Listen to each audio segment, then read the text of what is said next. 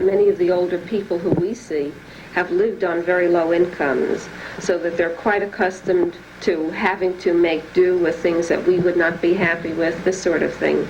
But nevertheless, their incomes are so low at this point that they're constantly in a situation where they have to try to do without things really are necessities.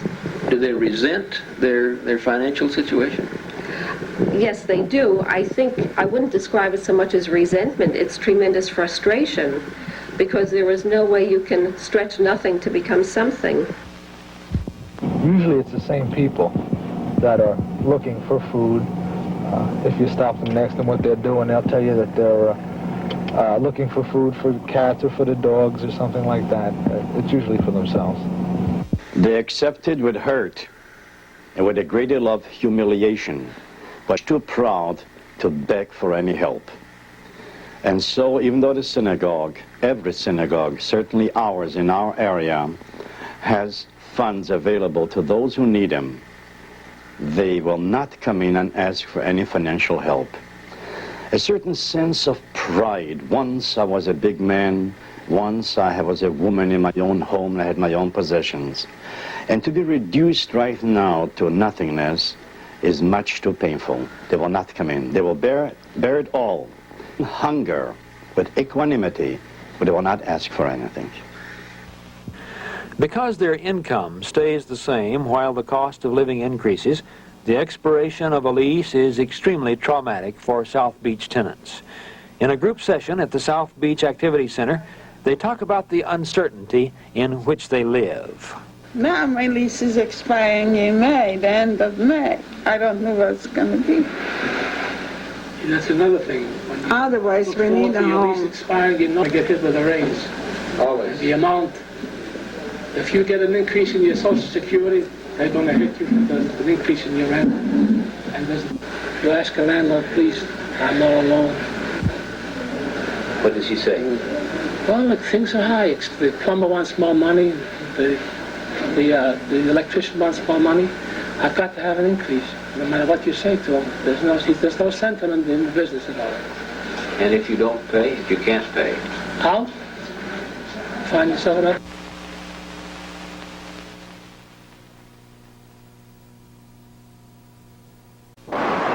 When the rent goes up and there's not enough money to pay, there's really nothing that can be done.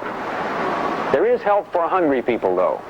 Government and private charity combine to keep people from starving. Every month, hundreds of people come here to the South Beach Activity Center to establish their eligibility for food stamps. If their basic housing and medical expenses leave them between $30 and $40 for food, they can purchase $42 worth of food stamps for $4. The food stamps are the same as cash at grocery stores. Each afternoon at 4 different places, old people can find a hot meal. Federal, state, and Jewish Federation funds pay for the food. Jewish Vocational Services runs the hot meal program. People who eat here donate 50 cents if they have it. If not, nobody asks questions. Equally as important as the food is pulling people out of their rooms, putting them with other people, if only for an hour. Beginning January 1st, the Social Security Administration took over state welfare programs for the elderly. People over 65 with less than $1,500 in assets are eligible for a minimum of $140 per month. But many people are not aware of the new program. Mrs. Frances Blumenfeld sits at a card table on the Washington sidewalk, trying to pass the word about the new supplemental security program. They retired with a fixed income, which they felt would be sufficient to continue living here on a small scale. But prices have gone up, rentals have gone up. And in fact, I think they've been exploited in this area because people think they're ignorant. They have no other place to go, so they take advantage of them. So at the present time, most of them are living in hovels, paying tremendous rentals. And on an income which they thought was sufficient years ago, they can barely exist today. Survival. Food and shelter is the basic struggle here. The struggle is made much more difficult by loneliness and failing health. When I was here one day without a camera, an old woman came up to me and said, "Will you talk to me? I have nobody to talk to since my husband died." Even as simple a solution as a pet would help break the loneliness, but most landlords do not allow pets, so people adopt stray cats. The alleys of South Beach are teeming with cats. Fat, sleek, sassy cats, fed by someone hungry for companionship, someone who needs to feel needed. These people grew up in a culture where it was expected that grandparents and great-grandparents would be near, often in the same house. Now, with their children 1,000 miles away, many of them feel deserted, abandoned. Sometimes they're angry. I feel very bad if I talk to my grandson or my granddaughter or anybody up north. I feel lonely down here. I have my wife, but nevertheless I'm lonely for my grandchildren. I don't want to go up north. Would you send that little boy over here? Says, no, I'm not going to send him. Why don't you come down there? I want to go down there, and I'm lonely for him, especially because last year, the month of July and August, I had that little fella with me all summer long up north in the mountains. Now she says she won't send him down here. So in other words, I'm lonely. Sure, I miss the family. What do you think now? My grandchildren, my grand-grandchildren. I miss a lot then. I can't help it.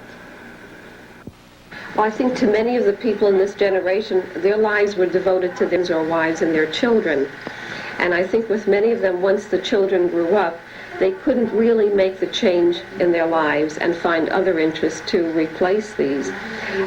We see many people who have succeeded in doing this, and I think these are many of the people who participate in the various programs on the beach. But there are some people who have never been able to replace this role in life. They will come in and complain to me, no mail. Come in and ask, why doesn't my child call me? But they will not calls, nor will they get the communications. And that perhaps depresses them more than anything else. Financially, a few dollars more, a few dollars less, whatever they can eat, they may be able to get by. But lacking the touch with children that were raised almost to a point of self-sacrifice, that hurts more than anything else. But a little love is more than anything else. Yeah, but you can't ask for love. If they have it and they give it to you, fine. But to just one person is a little too selfish and don't remember from a lifetime something we have to remember. It's good to talk from tomorrow, from today. Tomorrow you don't know what tomorrow will bring. Some of the children seem to have forgotten their parents here. They come down and see them periodically. They may give them a few dollars and say, let the federal government take care of them. They refuse to recognize what's going on down here in the South Beach area. Some of these parents have not heard from their children in years. They see me, Grandma, what can they do for me? Can they help me? Could they sit with me? No. I can't even tell them anything. I gotta be amongst my people like this. Why can't you tell them anything? What can I tell them? Make them in bed, make them cry. Isn't it enough that I have crying? Is it that you don't tell them anything because you don't want to make them feel bad or because they won't understand? I don't want to make them feel bad upon me.